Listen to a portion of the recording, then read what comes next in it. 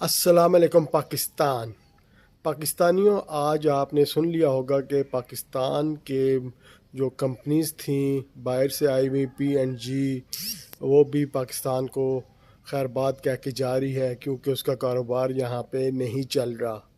اور ہماری ایک اور بہت پرانی کمپنی گل احمد، اس نے بھی اپنا کاروبار پاکستان میں بند کرنے کا سوچ لیا ہے۔ یہ کیوں ہو رہا ہے؟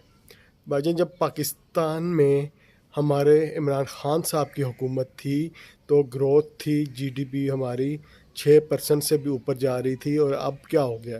اب تو 2% سے بھی نیچے ہے۔ یہ حالات ہے پاکستان کے۔ ہم بہت بری طرح پھنسے ہوئے ہیں، ہم عوام بہت بری طرح پھنس چکے ہیں۔ ہمیں بس ایسے گھیر لیا گیا ہے کہ ہم وہاں سے نکل نہیں پا رہے۔ ہمارے بجلی کے بل ہمیں نہیں بخش رہے، ہمارا پٹرول کا ریٹ آپ دیکھ لیں، ہمارا آٹا آپ دیکھ لیں، چینی